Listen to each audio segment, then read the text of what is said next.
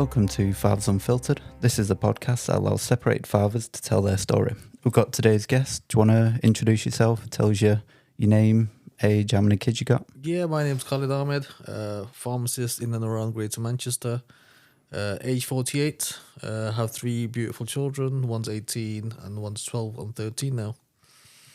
Okay. So, how long have you been separated from your ex? So she made an allegation to the police on the 31st of August 2022.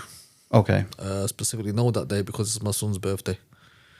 Because the Wi-Fi wasn't working, she made a false allegation, which she made a domestic violence. Okay, we'll get into that in a little while. Well, obviously, since that time. And how long were you together? So we were together for over 18 years. Okay. But again, this was an arranged marriage in our culture. So it wasn't. It was a marriage that was contracted, shall we say? Yes. You can go more into it because it's not something. Yeah, so I say it's a contracted marriage where you had to marry within your sect or within your family. This was prearranged when somebody's born, so you don't have any say about it. And in our culture, you have to do what your parents say. Okay. Well, why don't you take us back 18 or so? Is it 20 years ago? Yep. To the first day that you met. What can you remember? So the first day that I met her is like she was actually my cousin. Okay. So she's my uncle's daughter. So again, because of this arranged marriage situation, to get a passport from Pakistan to over here was very difficult. And the only way that you can bring them across if you arrange to get married or if they are married. So obviously I did my Islamic ceremony in Pakistan and then brought her over here. They arranged the English ceremony, which I didn't think any of. That was done just 6 months after we got our ceremony done in Pakistan, and then we just lived the way it is, and it's like too strange. It's like marriage at first sight, but the Asian version. Okay. So you had no choice. You had to marry her. If you click, fine. If you don't click, you will click. You've got no choice. You no choice. So on that basis, you had to go through with it. You had to make it work.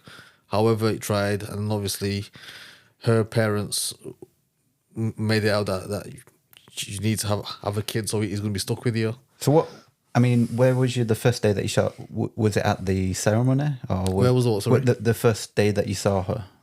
So first, well, as our culture doesn't allow the man and woman to meet at all. So even when I flew in, I wasn't allowed to sit next to her or even have a conversation with her.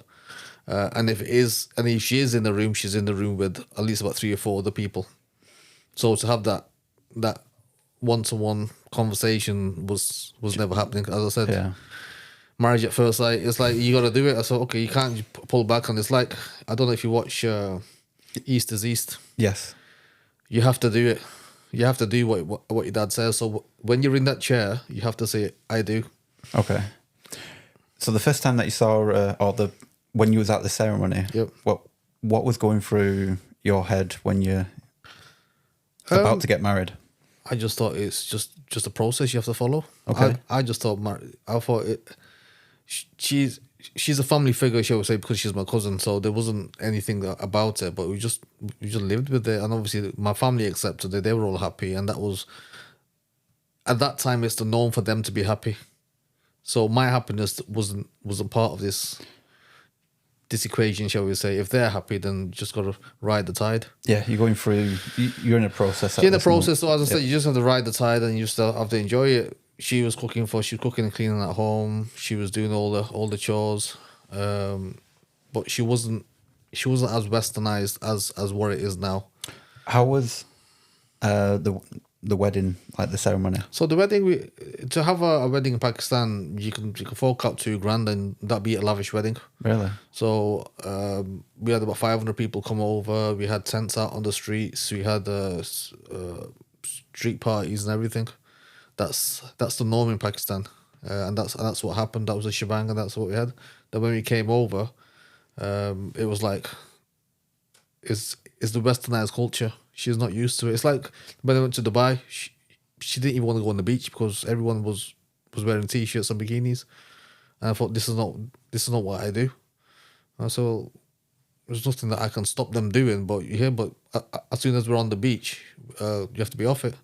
It's like we had to go for a desert safari, and they have a belly dancer there. So you said you can't even put your eyes on a belly dancer. I went, okay. So what you want me to do? Just look at the roast chicken on the side as well as been skewing. So after the ceremony had all been finished, how long was it until you came back to the UK? So we did our ceremony out there. Then obviously, it was pre-arranged. The visa was pre-arranged for us to have a ceremony here as well. So that was done by myself via my family. Got the visa arranged.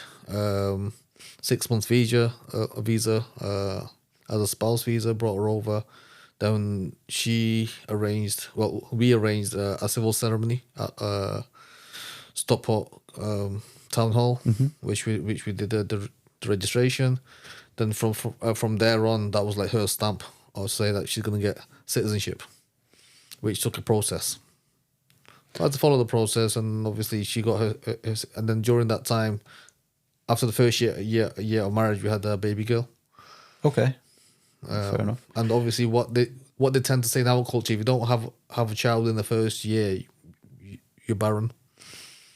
Really? So it's the culture where it says you have to have a child within the first year. Just to go back a little bit, go on. When you found out you was having a child, like what ran through your head? Guessing you happy? When I found out that I had that first child, I was happy. No, it doesn't matter who it is.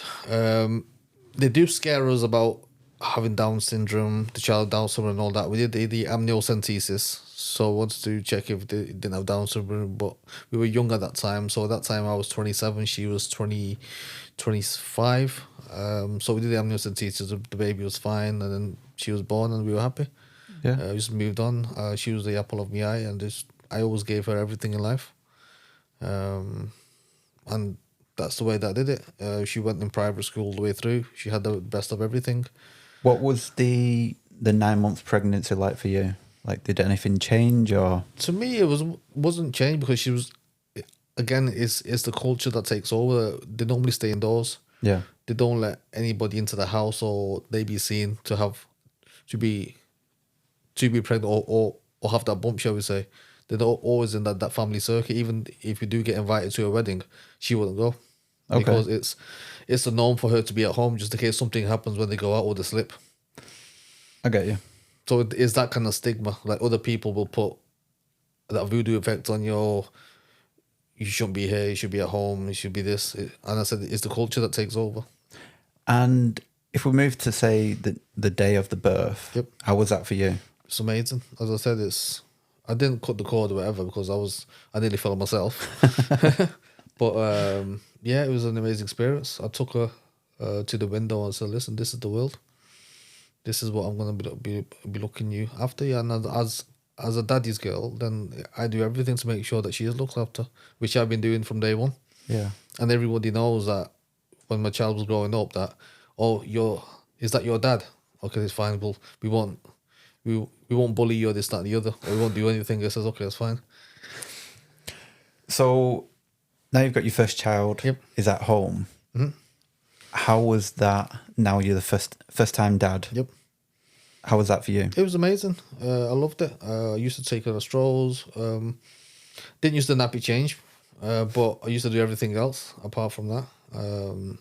Used to feed her. Used to do the normal chores, but then I still had to do my work as well to get the food on the table. Work hard for the first couple of years, making sure that we have it. The background there, because I was the one that was. My dad was a market trader, so we used to be the Del boy and everything. So I used to do the wheeling and dealing. So I used to get. I got my first flat just a year before I got married, and then I put that in rent. I still was living at my parents' house, and then I realized this is all I need to do. Just make sure I work hard, I get some deposit, and I get a mortgage to cover for another property. So I was doing that to have that as a sideline. It worked out well, and then as I said, I kept on working, knowing that there's a demand for pharmacists during that time, and the rates were quite high. So I took that as another advantage to work hard and play harder. That's what I did. Oh, that's good. And how was it, say, over the next 6 months? Pretty consistent? So pretty consistent. So nothing to worry about. Then we used to go, the first year we used to go back. We went to Pakistan. We showed her off to her parents. They were happy. Just the norm. And then obviously we flew back. And then again, just before she was 2 years old, we flew again, because after 2 you pay a child seat, and before 2 you could put her on the lap and pay 10% of the price. So we rinsed it as much as we can till the age of 2, and they just a nice happy family. But we had to keep it like that. How was the relationship between you and your ex? Has that managed to develop? It was fine. It developed, but again, it's previous to us getting married. I did find the love of my life. Whilst before this was prearranged, which we had to go our separate ways because our culture didn't allow us to get married. Even though we were of the same religion, we were of different backgrounds. She was Bangladeshi and I was Pakistani. So it's like you can't get married outside your ring fence. You always say you have to stick with it. There's the number of cattle, choose one, and you can't choose any of them. So people have got status as well. So people think it's like Harry and Meghan. You have to look at the status of that person. She won't fit into the family. So that's always been a taboo, that you cannot have anybody outside your circle. Okay. Which is hard. Yeah, I can imagine. Because if you click with somebody else, you click. But again, it was like East is East. Your dad drags yourself from under the bed and says, "Come over here." So you get into, I'm guessing, why you've got a child, you're still getting to know each other and you connecting and. So obviously she was working in the home more and I was working outside more, so that connection was only there for the child, shall we say, so making sure that we developed that the child would be happy, and that's what I always did. And then obviously she did the normal chores for the child, bathe her, feed her, bath her, and then obviously look after the house as well. And that was the time I was living with my parents. So how long was it till you had your second child? So the second one we had 6 years from the initial one being the girl being born, and I always wanted a boy. And it was a boy as well at that time, which when they did the scan, when it was a boy, I was punching the air. So yes, it's a boy. Somebody's gonna have my inheritance. So that was I was buzzing, and I thought somebody that I could take my boys football with. I can take them to events because I get attended to a lot of events, and during that time, I just thought, okay, fine. I've got a boy, and everyone was happy to have a boy. It's one of the feelings that when a girl gets married, you have to pay more money for the wedding. When a boy gets married, you pay less. That's in our culture, really, because you have to pay a dowry. So okay. So the girl have to give if the girl leaves the house, it's the girl's family to pay for the furniture. So all the beds, all the wardrobes, all the logistics. So they pay more money. If it's a lad, they just gonna be taking it. I always thought it was the family that are losing the girl would get paid, or it might be. No. So obviously our culture is when I got married to my ex, it was their parents bought beds, furniture. Even though we weren't gonna live in Pakistan, they just bought the furniture for what for? It's just a tradition. You have to buy it, and then you have to buy presents for the boys' side, and for the boys, they're going to be taking it all as presents. That's fine. Well, which is a good thing. And obviously, the inheritance for boys is a lot more in our culture because the females don't get much of the inheritance. You mean because it goes through the family? So it's only the boys that get it. I get you. Keeps it in the family. Yeah. So if you have 9 girls, then the only person that's going to have it is the son-in-laws. It won't be it won't be the girls. I get you. So if you've got £1 million house and you have one son, the son has the whole house. And is that's it? Everyone accepts that. That's accepted. That's the norm. Wow. But now in this country you've got wills and he's got separate. It's different. But in that culture was if you have a boy, they're gonna have the inheritance to have everything. Wow, it's a big thing. Yeah, I can see why. I guess you want to marry in same groups and. So if it's all in the same ring fence, you know that if that boy's got one, then obviously he'd look after his sister or whatever, or his niece, this, that, and the other. It's all ring fence. If it's outside, they're gonna say, well, you only come in for the money. Yeah, no, you can see it from like that. So it's culture, which things have developed. There's a big generation gap, and from that generation gaps, a lot of cases are coming up now of this nature. Things have not developed and people have moved on. So from your second child, was there anything significant that happened, say, in and around the house? Did you move or? So we got our house when my daughter was 5 years old. So we got a bigger house in South Manchester near the airport, and then on that basis we were kind of developing it a little bit more, making it more modern. And then obviously my boy, my first boy was born, and then the year after the second boy was born, which was a blessing in disguise to me anyway, because as I said, with being a lad myself, you need 2 security guards with you, especially when you're old. So again, it's just that perception is like, if you are going to get buried, you got your sons to be there on your funeral, but girls can't be at the funerals. Really? They can be at the mosque, but they can't be at the burying stage. I never knew that. Nope.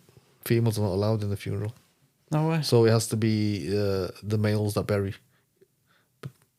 Even if it's a female body, it's just the males that still bury him. Still, but it has to be somebody who's not who is related to him. So it has to be like uncle, brother, or the sons. It can't be anybody else. Are there still quite a big event, or obviously everybody goes to the mosque to do their prayers, and then obviously when it comes to the burying stage, it's only men that's there. Women aren't allowed at the burial time to be in the graveyard. So I think that's something that's pushed more to have sons, so at least you got somebody to. Yeah, I never knew that. So, after you've had your one thing we didn't cut was having your second and third child. Were the births just the same as the first? Yeah, exactly the same. No issues. Yeah. No issues. No, yeah, it's a natural birth. Once I finished at 6 o'clock, and then the boy was born just before 11, and I thought it's like going through McDonald's. So I was happy with that one. And then the other one was the same. I finished work, and then she says, "Oh, she's broken the waters." I said, "Okay, fine. We just go to the hospital." And then he was born as well, and it was the proudest moments that I've always had of 2 boys. Was there any difference from having a girl to having your boys, say, for the first 6 months? So she did feel a bit. My daughter did feel a bit left alone because she wanted a girl. But again, it's as a man, you would want a perception that obviously we just going out with the lads and all that, just kicking football with them. I still give my daughter that same attention, but not as much attention to that I've done with the boys, because that's your inheritance. So again, at times she did feel a bit left out, but I did give her the best in everything, the best in education, the best in food. If she wanted something, I always got it for her, and nothing was restricted. If she wanted to go somewhere, I used to take her. There was never a time she used to go on a bus. I always used to have thingy for her. I used to have friends who used to have nice cars. I used to drop her off, and she didn't like that thing whilst the lads were buzzing over it.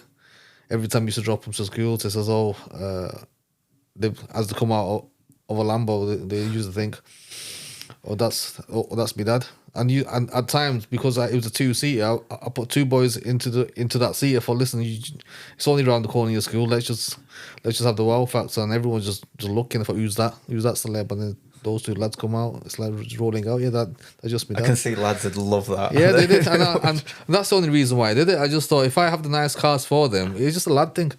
For a girl, they don't like the fame. Yeah.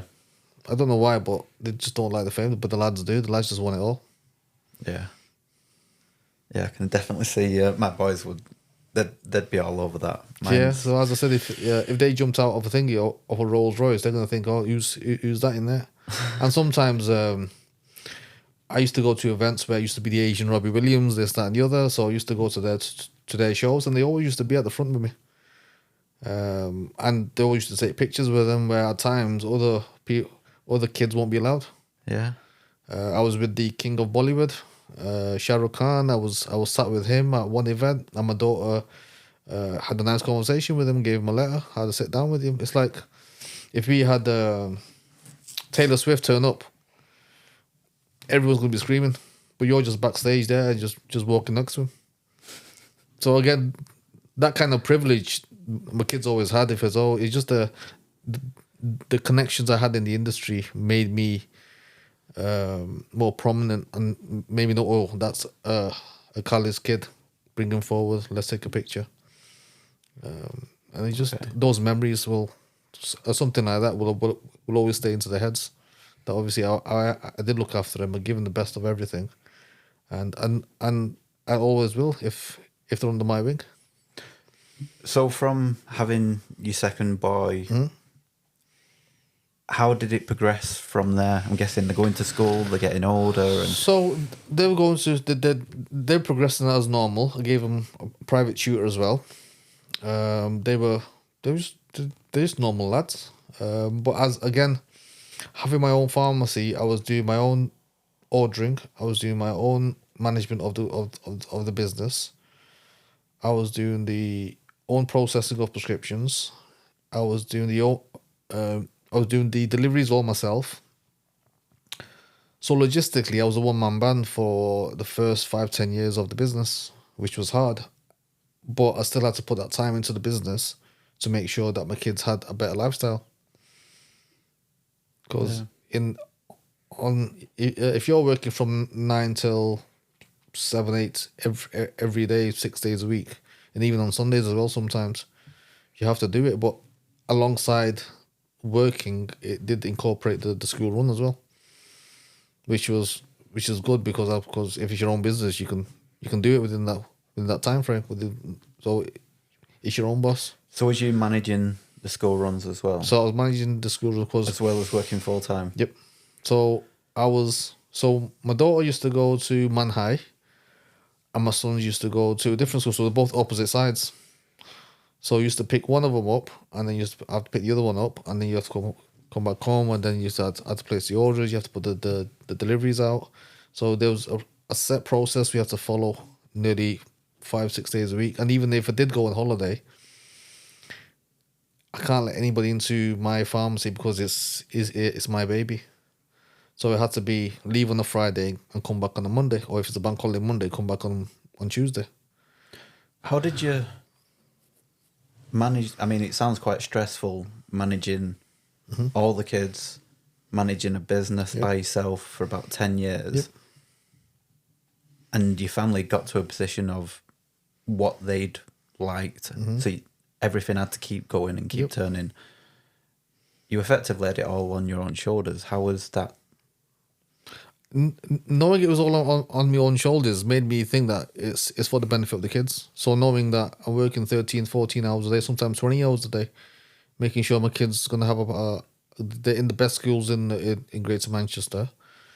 They've got the best friends, and they've got everything that they wanted to. They've got the PlayStation. They got I just modernized everything so it's there for them, and that's all I wanted. Because as I said, if you lived a life of East is East, and then you're living a life of Beyonce, it's a big difference. And I wanted to make sure that they were living a life where nothing was restricted. Did you feel like the pressure to maintain all the stress, or was it just? It's just my own personal reason why I did it is because So it didn't feel like a lot of. I've lived through that poverty line where we try to make ends meet, and it was hard. And then you never used to ask anything from your mum and dad. You always used to say whatever shirt was on the back, you used to wear it. Whatever clothes that they had, you used to wear it. Whatever shoes that they bought, you used to wear it. So those Ralph Lauren's and those Versace names were never in the picture. And that time it was the norm. Fine, we had a Volkswagen camper van. We used to go in school in that, which wasn't the street cred version of doing it. But my dad had being a market trade, he had all the stock in the back, so we used to sit on boxes. Now I wanted my kids to sit in luxury. So they had S-Class Mercedes, they had Lamborghinis, they had everything. And I always made sure they were picked up and dropped off every time because I'm their personal bodyguard, shall we say. Okay, yeah. So you do everything to make sure your kids are within the safe school environment, and then once they're released from a school environment in your environment, which they're going to be safe, not in the interim where they're walking from the street to home. So you don't know what's going on then. So how was... Now the kids, it sounds like they're getting into senior school at this point. How's the relationship been over the years with you and your ex? So the relationship was never there, shall we say, during that time, because I was focused on work. I was focused on investing for the future for the kids. And I was just making sure if I got a bargain house, so like during COVID, I got a house within the South Manchester area where houses were minimum 100,000. I got one which just need doing up for 235,000. Got a mortgage on it, paid a small deposit, and then I thought that's an asset for my kids. Did it up, and then that's an asset for you, and put it on for rent. And then I kept on doing that, knowing that these are all assets for my kids. And then obviously, if I need a pension, it's all there. And that's all I thought. It says if I work hard now, I can reap the rewards later on. Never knowing that obviously this is what the ultimate dagger's there behind you, shall we say. So how long did, say, the family life continue? Up until what point? I know it was 2 years ago. I would have thought the family life continued up until 2 or 3 years of my son being born, my second son. And that allowed me to focus on myself and obviously the business. And then obviously the person who I met 20 years ago came back into my life as well. So that blossomed slowly, but you had to have that relationship away from the marital home. I did try to avoid it for the sake of the kids, but sometimes you have to just leave it to God. And if he's brought our souls together, then it's happened for a reason. So you're now getting to know this person from the past, and so what was the trigger then for, I guess, the end of your relationship with your ex? So she knew about it anyway, that obviously that this person was there, but I did an Islamic ceremony with this other person. I think when the boys were around about 8 or 9. What's that? What is so that? Obviously it wasn't an English registration. It's a verbal commitment, which is a religious ceremony that we did between ourselves via the Islamic priest. Okay. And that allows us to cohabit. But as I said, we couldn't live together until we did this Islamic marriageal ritual. So you say your ex knew about this person. Is that why you were still together? We were together before we actually got married. Before we actually got married in Pakistan, shall we say. She was always there. But our parents wouldn't allow us to join. But then, generation gap on, things just develops itself. I mean, did she know that you were getting close? She knew that I wasn't having any liking towards her. But then she was using her mischievous ways to find out where I was. And I found out afterwards that she had a tracker on my phone. Your ex? My ex. Okay. Prime example.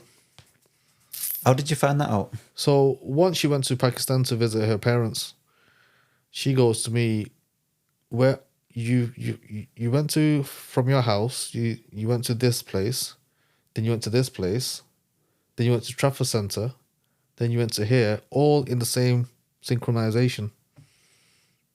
And I thought, that's not a coincidence. That must be something. Somebody who's 5,000 miles away from you, tracking on your things. And then obviously she's looking at the cameras what time I'm leaving as well. So that was a form of harassment then. So obviously it's like watching Big Brother. And then when I realised that she's actually harassing me and she's stalking me, shall we say, even though we were married in a sense, she goes, I've got every right to do it. Exactly. Yeah, not sure. So obviously I could have put it as a police matter, but I didn't want to for the sake of the kids. Yeah, I gotta say that probably wouldn't go down too well. Telling the police my wife's so exactly, yeah. So obviously they're gonna say, well, listen, mate, do one. It's domestic matter. Yeah, that's what I meant. And then obviously, if it's a domestic matter, why do they make domestic violence a big issue when it doesn't even happen? Yeah. So, what was the point of where you end up actually separating between you and your ex? So initially, because say if somebody got married civilly, you can actually meet other females as well, couldn't you? And have somebody as a girlfriend on the side, couldn't you? I mean, there's nothing stopping you. Yeah, nothing stopping you. So it was a similar situation with this one, where in Islamic law you couldn't really speak to anybody else unless there's a third person there, or if you marry that person. So because it's somebody that I always wanted to marry from day dot, we always had the fear of our parents saying that it's not gonna work out, we can't do it. But then over time, when we just went our separate ways, God brought us together. How it happened, I don't know, but it just happened. Okay. And if things develop like that, then we would let things take its course. How did you and your ex separating come about? Like, was there a conversation? So or was it... initially, I did say to her, I'm gonna remarry this person, and she goes, no, you can't. And obviously, that's how you put it. Yeah. So you together and you just say, I'm going to marry this person. Yeah. Well, she knew before because there was no conversation there. Yeah. There was no intimacy or anything like that there. We just like come home from work, you have food, you're back to sleep, and there's 9 o'clock again. Drop the school kids off, go to work, come up, do your work, pick the kids up, do your deliveries, put it in bed, get fed next day. So it was just a normal routine in and out. There wasn't much interaction. She was only in the kitchen making food for the kids for that same day, and I was working. So there was 2 separate people working in their own ways, making sure that the family unit is brought together as one. Yeah. Which it was the norm for the basis of 4 or 5 years. I thought that's how it works. That's how it works. Simple as that. You worked for the kids. Yeah, simple as that. Yeah.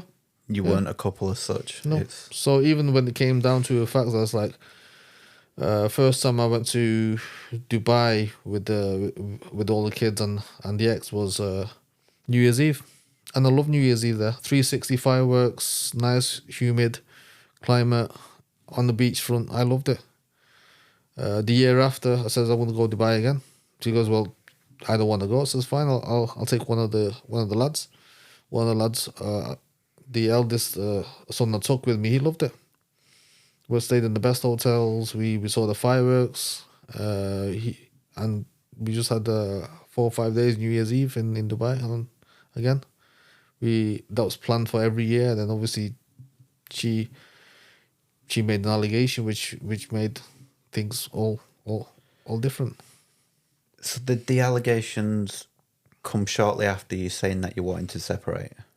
Or that you wanted to remarry? The Islamic way, I said I wanted to separate. But it doesn't stop me having her as a second wife. Okay. So Islamically, I'm allowed up to 4 wives. But this way, I've just thought I've got an extra wife that I've married within the Islamic law. Mm-hmm. That doesn't stop me. Did she have an issue with that? She always wanted to be the one. But how can that develop when that flame is never there? So if that flame is out or was never there, how can you light up a room? You can't. If you're happy with somebody else, that can be told from your face. But if you're living the norm of every day, then people see it in your face. Now people say to me, "You're a lot happier." I says, "Yeah, I am." Because you have to let go of the negative and put only positive into your mind. So where did the allegations come from? So she came back from Pakistan.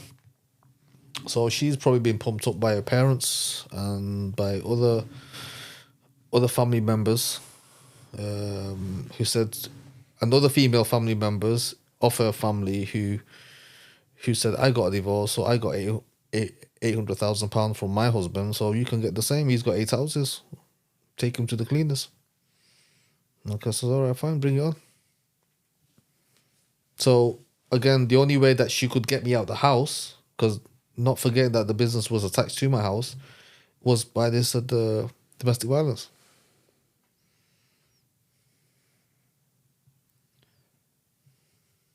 How did you find out that she put allegations in? I'm guessing, did the police turn up? When 6 cop cars turned up outside the gaff, I thought I gave out the wrong methadone at one time. But no, I says, well, we'll need to speak to you. I says, what for? I says, you're under arrest. I thought, okay. What for? For domestic violence. I said, well, it can't be true anyway. So I said, here's the blood pouring out my head. No, but we need to take you in. And I'm guessing next you got a non-molestation order? Yeah. So obviously after being released from the police cell, I was told to not to go back to my house. So then clearly says if I can't go back to my house, how am I going to run my business? Because I've got the keys, and I am a 1-man band. So who's gonna get penalised? Obviously my patients who need their blister packs, their trays, that same week going out. I've got a duty of care. So on one hand I've got to balance my duty of care. On the other hand I've got to balance 3,000 patients' duty of care. How was that managed? It was managed in a way that I had to get somebody in. But somebody, it's like me coming into this podcast. I don't know where the sink is, I don't know where the tap is, I don't know where the remote is. So it's somebody going in blindly. So it came to a point I had to take most of the medicines out, and then I used to dispense it from a different location, making sure that they were managed and they were sent out. It was hard to do, but that was the extra expense which I didn't really want to pay, but I had to. Otherwise, I'll be banged up again for breach of bail. How long did you have to operate from a different location for? So that was done for over 4 months until I had to close that down and move it over to a different location. And to start up another location from fresh is hard. Yeah, I can imagine that's... So would you have to then, I'm guessing, would you keep your existing clients? Or? So the database I had was still with me, but it's making sure the drugs were managed and they were ordered, and the rotation of the 28-day cycle was maintained. So if that 28-day cycle was maintained, they're going to say, where's my blood pressure tablets, which were there every month. And if they're not there, they're going to say, that's your fault. So who forfeits? So if it's a Sunday evening, you have to get out of bed and make sure that they get it. So you were passing trade to somebody else to make sure that patient facilitated. So you were making a loss. Yeah. So even if it means me going from here all the way up to Prestwich, which is going to be 20-mile a round trip, you have to forfeit that cost for the sake of a box of blood pressure tablets, which only costs 10p, or a box of aspirin. That sounds incredibly stressful. Yeah, it's stressful, but you've got duty of care. Yeah. And I said, on that duty of care, you don't want to risk your registration for a sake of 20 pence aspirin, shall we say. You have to do it. But I did that for so long, and then afterwards I thought, you know what, I'm just giving up. So while this was going on and your businesses had to relocate and you're trying to keep it all together, you've got a non-molestation order against yourself from your ex. Yep. Do you still have contacts to your kids? Nope. None? None at all. I don't know if they're alive or dead. Still to today? Don't know which school they go, not at all.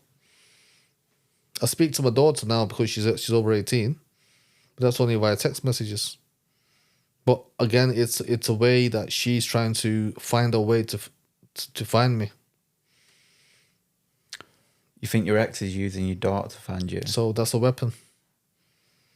Because now she's somebody who's stopping my children seeing me. She's pushing my daughter now to stay with me. So she wants to see what kind of lifestyle I've got. And for me now, I've said, I said, you can stay with my parents and I'll see you there and I'll pick you up from there. But you, at the moment, you're not coming into my property where I'm residing until further notice, because I don't know if I'm going to be here for long. So are all the matters settled? No. Okay. 3 years on, it's still ongoing. Okay.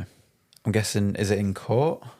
So yeah, so this divorce hearing took place. She applied September 22. She got the financial remedy order April 23. But if I can't pay the bills, I've got to declare myself bankrupt. Yeah, you mentioned early on. So obviously, if I've got no asset, if I've got nothing to pay the bills with, and I've got 3 years of tax that I still need to pay, I need a business to pay it from. And if she's stopping me working there, I've got to declare myself bankrupt. So for the last 2 or so years, you've had to get your own house, you've had to relocate your business, and I'm guessing, are you unable to, say, sell any of your properties? Or? No, because the judge gave all of my assets, 8 properties, to my ex-partner. You never mentioned this, actually. You said so this to me earlier on. Obviously, in April, when we went to I kept on ignoring all these letters that used to come from these divorce petitions and things like that. I thought, I don't give a flying fish about it, mate. If you want to, you have to chase me. So then they served it on me when I was at work. I think if you ignore them enough, they just make a decision without you. So I just say, well, just do what you want. They wanted me to do a Form E. Form E is where you put all your financials. I thought, I've not even got money to buy the paper for it. So and you're asking me to do a Form E. So I turned up to court.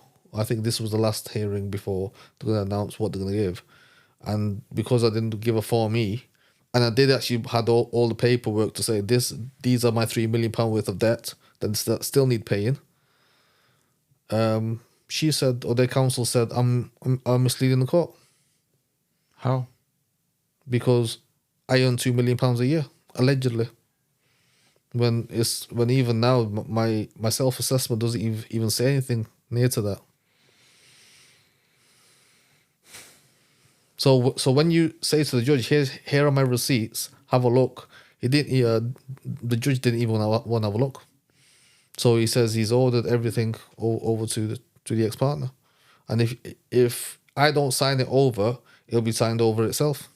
I says, well, I don't understand how they can do that. So you tell me, if your car's parked outside under your name, and the judge says take it over, who pays the finance on it?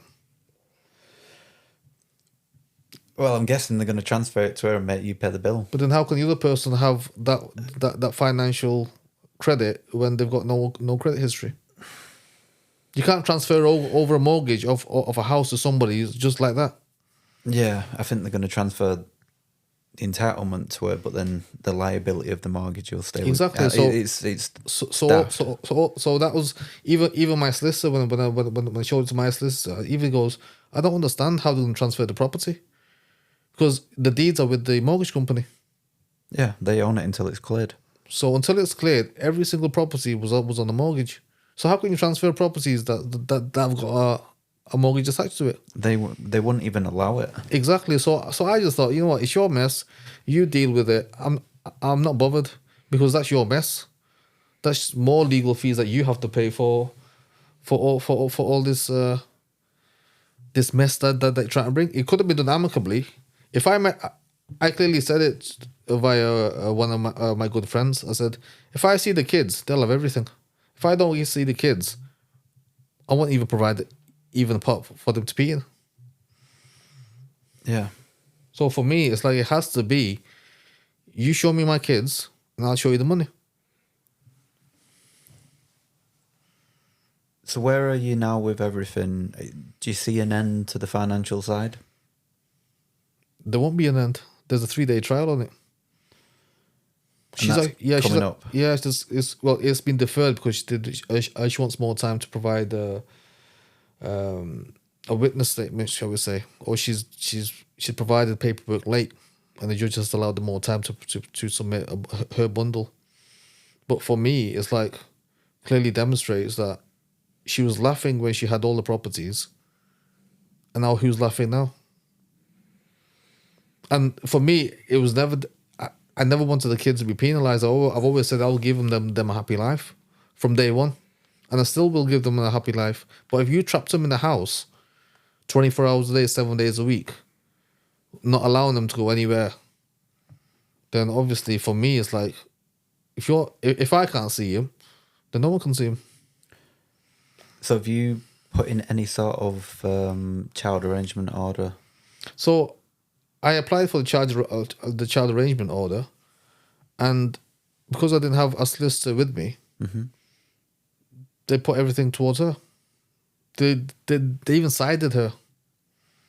So it came to a point I thought, hang on, mate. Why? Like what basis? They says, obviously she's a better mother. She's this, she's that. I said, listen, you didn't even hear my full story yet.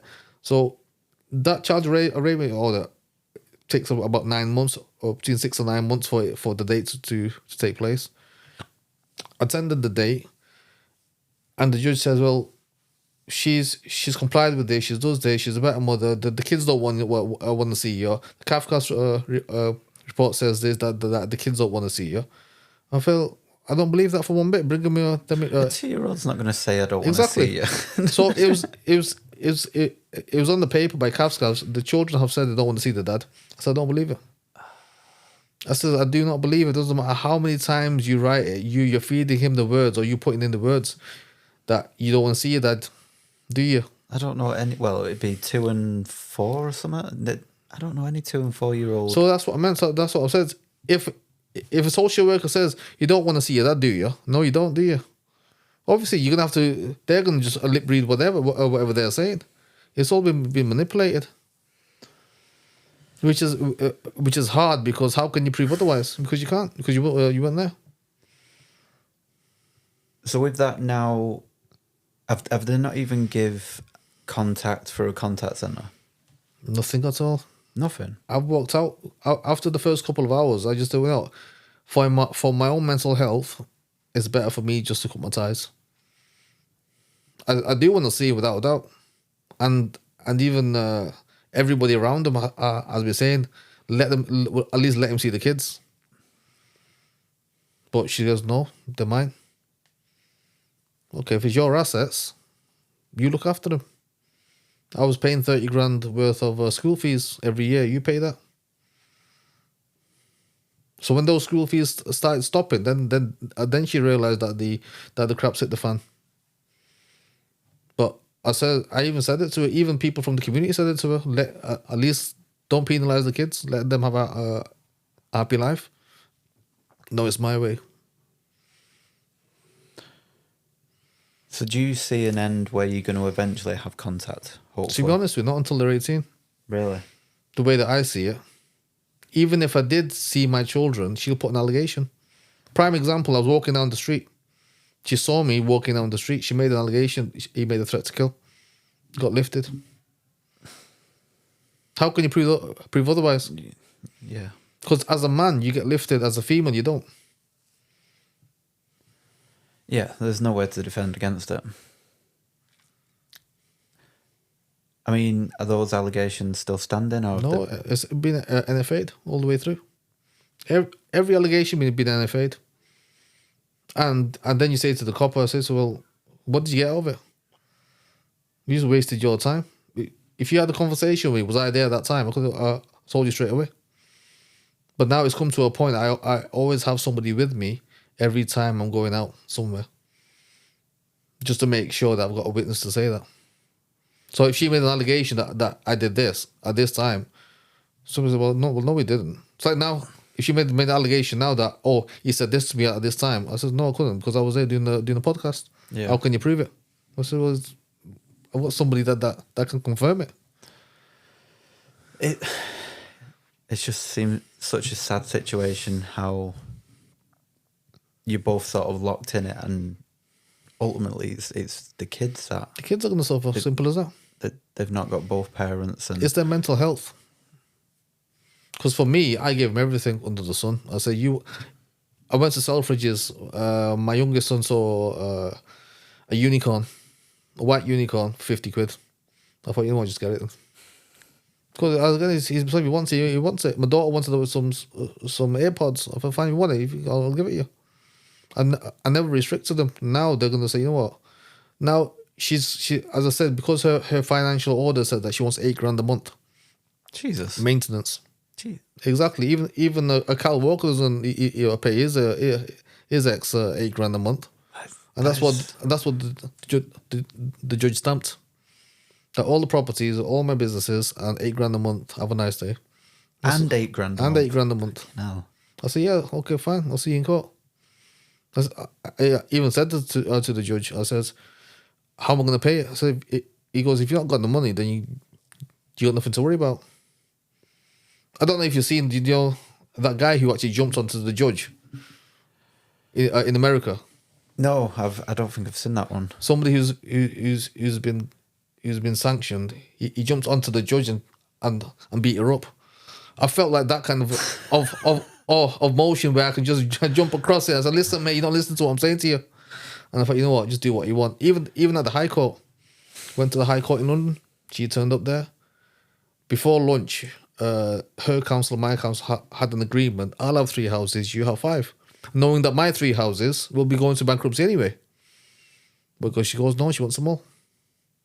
I said, you be as greedy as you want, because nothing's going to be yours. I gotta say, because if you go bankrupt, it all goes bankrupt. Yes. Everything goes. So now, the issue is now, because she sold 5 houses, and the solicitor, and there's been a WhatsApp message around to all the Pakistani community. I've got these houses available on the cheap. Anybody wants to buy it for cash? That's been circulating. Is she actually able to sell it though? Well, she's got a dodgy solicitor that sold it. Because wouldn't you need to countersign if it's actually your mortgage? Exactly. So she's got a dodgy solicitor that's done all this from Blackburn. So that's my issue now, that everything's going through like a fine tooth comb, and find out what money's been given under the table, what money has been declared on paper, and how much was the house which was bought 200 grand less than market value. Yeah, because I mean, I don't know the ins and outs of that, but if you've I don't even know what the recourse is if you've missold, and a solicitor signed off on a sale that shouldn't be. Well, that's what I meant. Why would you get a solicitor from Blackburn to do the conveyancing? Because they were dodgy, and now they're getting regulated by these Solicitors Conduct Authority, because again, it clearly says it needs to be transferred over to her name first before she can sell it. Mm-hmm. But she's not done it. Somebody's paid off the mortgage. There's the lump sum, and that extra cash will pay towards her residence, the mortgage where she's residing in, which is the one that I've got the non-molestation order against.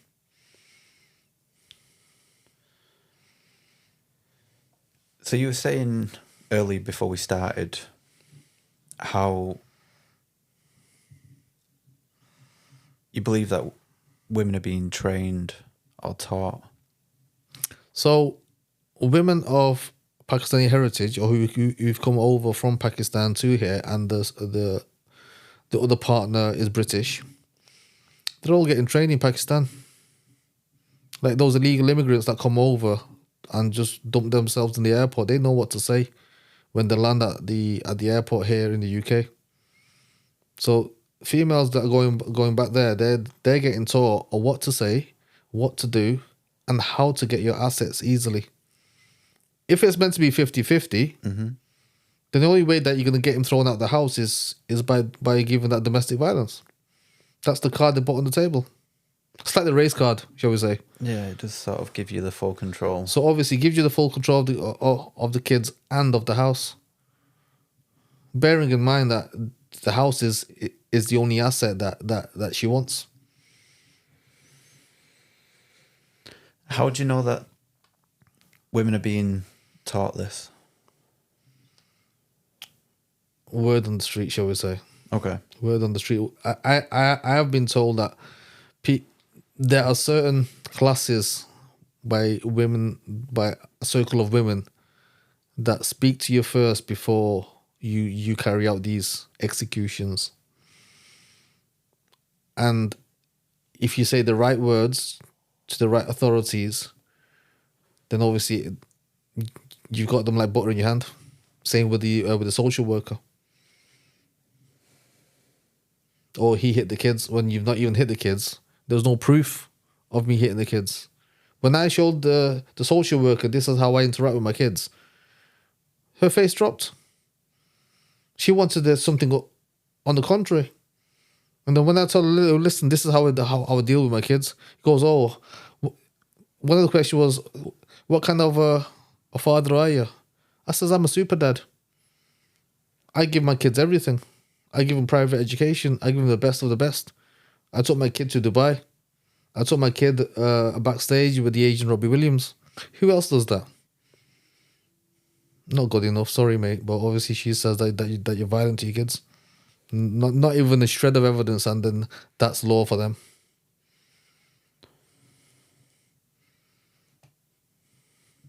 How have the families sort of responded to all this situation?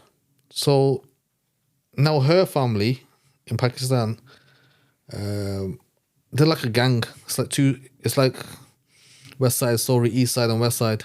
Really? Okay. Simple as that. So if you come onto my turf, I'll knock you out. If you come to my, so obviously, prime example, there was a family wedding, because obviously we're all cousins. There was a family wedding happening. And my parents weren't invited, even though we've got the same granddad. Our parents who have got no inclusion into all this, they weren't invited. Because it's a stigma. If that's your son, it's your fault.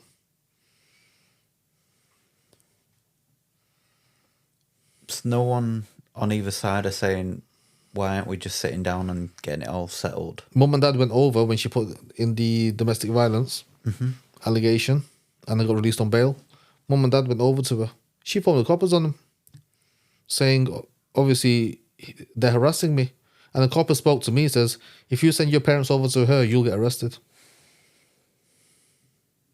I haven't even sent them, but I will still get banged up. They obviously want to get the situation sorted. You need an intermediate in between her, but obviously she knew what she was playing at. She had all the solicitors in place. The solicitor used to tell her what to do. Where was that money coming from? Legal aid will only give you that money to a point. I've heard it's about 100,000, which would probably get you quite a way. That's what I meant. So for me, it's like I couldn't even get legal aid. I had no representation. I just because domestic violence, they'll happily cover it, and that's the only reason why that card's put on the table. I know, and that's the only reason why the Asian ladies now will put that on the table. So listen, I'm guaranteed to get my legal fees paid. Yeah. Guaranteed to get the largest percentage of the house, guaranteed to keep you away, they get control of the kids. There you go. They get the most maintenance, spousal and child maintenance. And this is why the circle of women that are brought on here are speaking to these people and say, listen, do it this way and everything will be yours. Yeah, and there's a little to stop it as well, There's, unfortunately. But even when they explain it to the coppers, and they've got more cases of this happening every day in the cop shop, still don't want to know about it. I even spoken to my MP.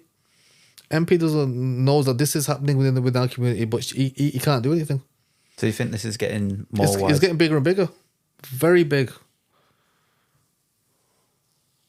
It's going to come to a point where it's going to explode and you don't, and then you can't handle it. And then I've said to you now on 2025 that these girls from abroad have been trained to know that if they live in a village, which they live in a mud hut, like in the shanty towns in India, in like from slumdog millionaire to being a millionaire, this is an easy ticket for them. Put in domestic violence, that's your house now. Has the mortgage been paid off? No, it's not been paid off yet. Okay, so how are you going to get that paid off? Or we need to sell the other houses. But I'm going bankrupt. So how are you going to pay it off? So all these ladies have their own way of thinking, but I put my card on the table. Yeah, fine, you have it all, but I'm going bankrupt.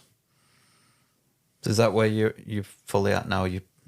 You're ready to? So I put my card on the table. So listen, you have all the assets. Here's my 3 spades. So now how are you going to take the house? Because I've got £3 million worth of debt that he's paying. My HMRC bill is about 700 grand. Who's going to pay that? If all these assets are on my name. And this wasn't planned.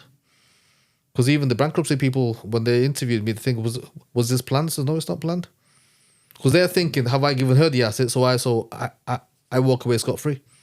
Yeah, that would be a nice way. Yeah, that's what I meant. I thought if that was the case, then everybody would do. But no, this is a genuine case that I've not given her all the assets, so then I can run away with from all these debts. Those debts need to be paid. Go and chase after them.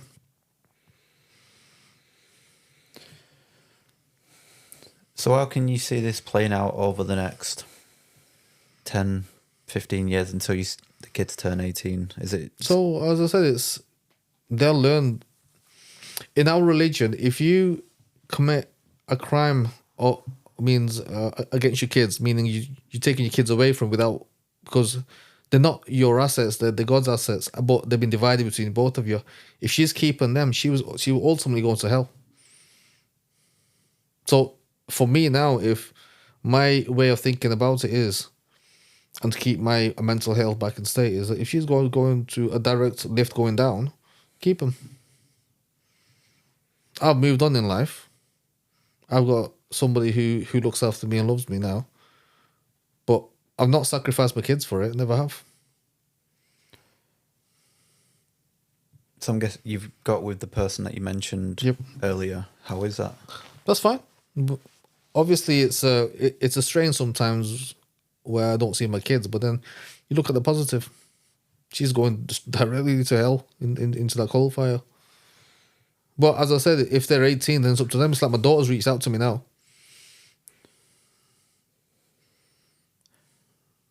So do you actually meet up with your daughter?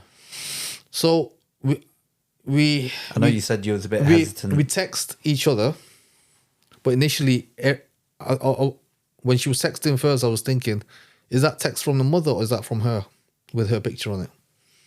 Yeah. So until I 100% knowing that I'm speaking to her, then I reply back to her. But before it was like I was reaching out to my daughter on TikTok, and he goes, "Oh, it's affecting me. It's causing her alarm and distress." Because you're reaching out to my daughter via TikTok. That was during the non-molestation time, because for some reason I had a non-molestation for 2 years. Yeah, I've heard you can get. So obviously, when that expired, I was relieved, because I thought, when's the next allegation coming through? Has that expired now? It's expired, yeah. Expired in August. Okay. I'm guessing, have you tried to reach out to either other than your daughter? To be honest with you, with the boys, I've not reached out because I'm waiting for other interim people to say, listen, you're doing wrong. You need to give the access to see his dad. Even if my two sons, or even one of my sons, went to my parents' house or their grandparents' house, at least I know that's a safe house for them. So, and there's a witness around them to say that I've seen him, and there's no allegations from them to say, oh, I did this to him. Yeah, I'm guessing that would be a concern if with everything that's gone on, if you did get access again. So as I said, until they're 18, but as I said, it's their safe haven is my parents' house where they can come anytime they want, and they know that themselves. But they've been arrested by the mother, and from this day I don't even know which high school they go to, because one of them's 13 now. Jeez. So I don't know if they're alive or dead. So it has been going on for quite. So sometimes, as I said, for your own mental health, you just have to think that you've buried them until that date. I'm just trying to bring up a few questions. I don't know. Of course, sir.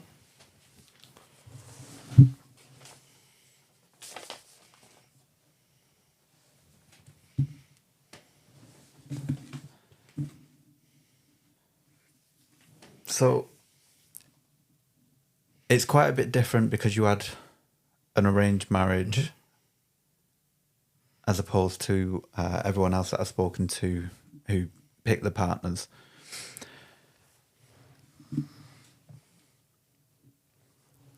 One thing I normally ask is, did you notice any red flags in the relationship? But it sounds like you never really gelled. We never had any flags, to be honest with you. You live your life and I live my life. But when we come to the family unit, we're just making sure that the kids are happy. They've been fed, they've been nurtured, they've been schooled, they go out to their clubs, whatever, and then they have a nice sleep. So realistically, there was no flags there, because, as I said, it's you're marrying somebody who you don't get on with. It's like a flatmate then. Yeah, basically. After going through what you've gone through, is there anything that you've picked out from it that you'd say you've learned? What I've learned is that the police who are meant to be fair are not fair. Yeah. And even when you paint them a picture, they still don't want to understand it. Even though when you're saying to us that this is happening on a daily basis, you'll have more of these. This will be wasting the police time on false allegations to necessitate the woman taking most of the assets. For if there's a young lad who is going to go for arranged marriage, or is currently in an arranged marriage and he might be listening, do you have any advice? My advice is just making sure that the kids know who their father is. That the kid knows that you are there from 24/7. And there's an avenue for them to reach out. Now you've got social media. Going back 10 years, it would have been harder to reach out to anybody. Yeah, it's just phones. Would you have done anything different than what you have done? Not get arranged marriage. There you go, simple as that. It's probably, yeah. Go with what your heart wants. If that means you going through the struggles of finding that right person, then do that first and going through the mud for doing what your parents wish. So you if you could go back, you'd go against what your family wanted. So I would introduce that to them to that person who I want to bring into the household. Not say that I want to marry, but obviously get her to know the family, my family. It's like if you've seen Love Island yesterday. Yeah. It's like they both can see each other's families, aren't they? Mm-hmm. But for me, it's like I'm gonna they knew the family, so that's where you had to sit with.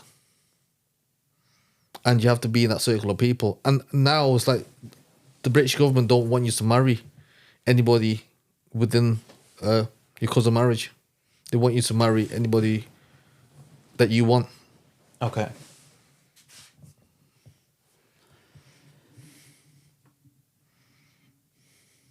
I mean, I was going to ask, does going through what you went through make you hesitant? But you've mentioned that you're already in another relationship that you... I was in that relationship anyway, but I had to leave it because of the sake of the family. But again, it's just making your mum and dad happy and not yourself happy. So in this day and age, like, you want to meet somebody who you are going to click with and you are going to have the ultimate happiness with. I mean, are arranged marriages still widely done? They are. But not in this day and age, because there's a big generation gap now. Like my daughter now, that she's 18, I wouldn't ask her to have an arrangement. I was asking her to find somebody of a good character, of the same religion, but it's entirely your choice, and I'll support you. But stick within your remit and don't go outside it. I mean, no, not to drink, not to have any pork, not to be around drugs, alcohol, and all that. So she knows that's the boundaries that we've given her as a child, and it's up to her that whatever she does, shall we say. Yeah. But you will support your child in anything that they do. No. And that's the only reason I used to pick them up and drop them off all the time from school. I think we're pretty much up to present day. Mm-hmm. Is there anything else that we've not covered that you'd like to bring up or mention? So one of the issues that I've got, this non-molestation order, is kind of a red button for the police. Mm-hmm. I've realised. One of them, she made an allegation that I was circling the house, well, my house anyway, which I was not supposed to do. It wasn't me, but the coppers just were trying to make it out it was me. I said, well, at what time did it happen? Oh, it happened at 4 o'clock. I said, that's impossible because I was in Rochdale at 4 o'clock. So for me to get back down to South Manchester, it would have taken at least 45 minutes during rush hour. So for you to turn up with your blues and twos and says, hang on, were you here at 4 o'clock yesterday at this time? So no, I wasn't. So that's the issue that I've got, that wasting police time is a norm, and if you prove it to the coppers, they just... So it's... Well, yeah. You just shrug it off. For everyone that I've heard, if the allegation, regardless of how baseless it is, it's taken as fact instantly. Exactly. And then when you say something on the contrary, no, sorry.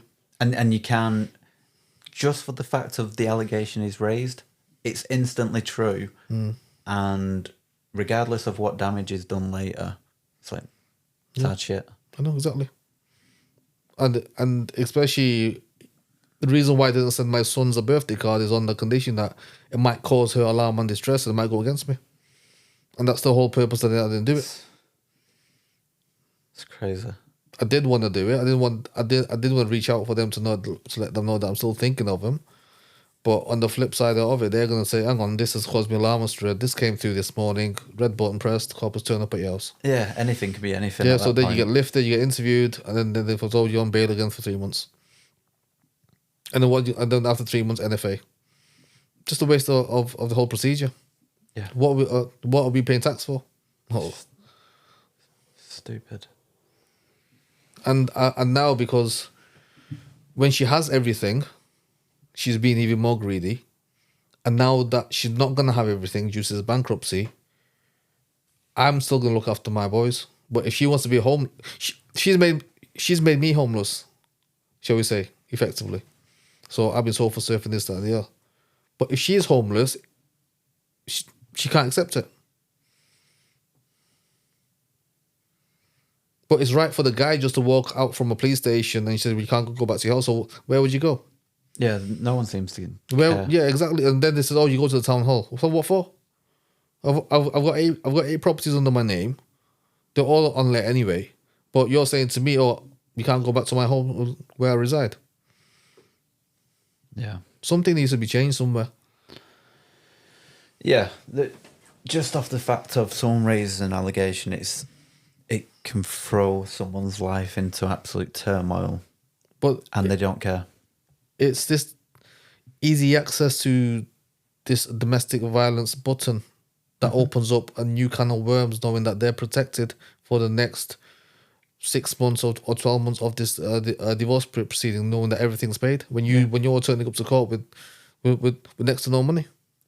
And even when it all comes out in the wash and nothing comes of it, it becomes irrelevant because they've already had the majority share. They've had the access to the kids. Even if you do get contact, you've got to go through contact centres to rebuild. It's and for me, and for me, I don't do contact centres. I do people who are in that are there to be the mediator, and they can rely on. And my daughter, the first thing that she said when she saw me, she doesn't want any social workers. She doesn't want any fighting. She doesn't want. Listen, it's nothing to do with me. That put that to bait and let's go for a bite to eat. Mm-hmm. And she was happy. She was more relaxed. But knowing that these kids are classed as weapons for the women, they should be locked up themselves. And it should be consent of court if they're keeping the kids. Yeah, I do think it shouldn't be possible just to have access withheld. Because you've got equal rights. It's like saying equal pay for men and women. We need equal rights as being fathers as well. But we don't. I mean, it's touted that you've got equal parental responsibility, but it stands to mean nothing. It doesn't. But then they want you to pay all the school fees and the maintenance fees and the school uniform and all that. But you're not allowed to see the kids. I said, well, listen, mate, do one. And then when the solicitors are trying to find you, so I've got no fixed address, so where are you going to send it? Yeah. Simple as that. I said, you come and find me, mate, because I ain't going to be chasing you. Now, because when she put a stay on the divorce, I don't know why she's put a stay on the divorce. She needs a final decree to sell the properties.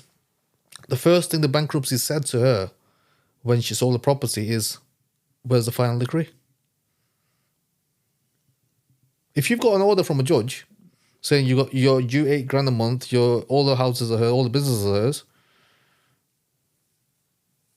Upon selling them, the conveyancer on both parties needs to say, "Hang on, who's the actual owner of this property on the searches?" They overrid it.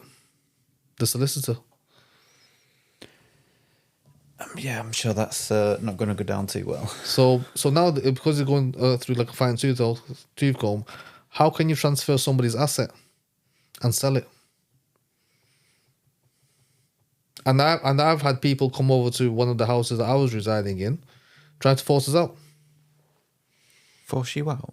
Meaning, this is my house, I bought it. Huh. And I thought, listen, mate, you can't do nothing, mate, because squatters' rights now. But at the end of the day, I've told them straight, I said, you can't do anything. They said, oh, we bought this house. So as soon as they came to our house, we put out the plaster them on social media, saying, listen, mate, these guys are coming to your houses, knocking on the door at 9 o'clock in the evening, and making sure that they harass you. This is trespass. Once their faces were all on social media, I was getting phone calls from other people, or they're very credible people. So yeah, if they're credible people, would they be breaking somebody's door down at 9 o'clock in the evening? Yeah. It sounds really... So as I said, there's an underground version of this, and there's a legal version of it.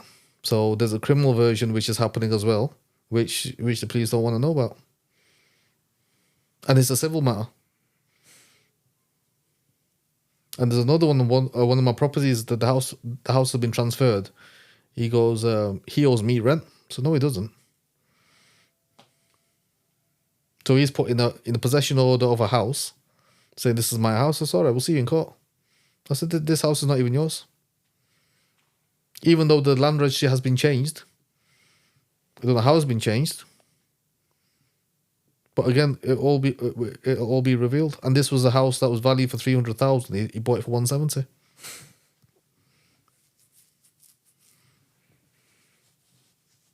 So there's criminal activity and there's legal activity which is going on the cover. And for me, I've just taken a step back. Do what you want, because I don't want this mental stress. The only asset that I've got is my kids, and if they want to see me, fine. If not, then to me, they're just buried. Until they want to come and see me, they know that I do exist. They know that I go to all these big events that take place. But still, the mother's trapped them. Because we're pretty much at the end, normally I ask everybody, have you got 2 words that you'd name this episode? And that'd be the name of your episode. Does it end in off?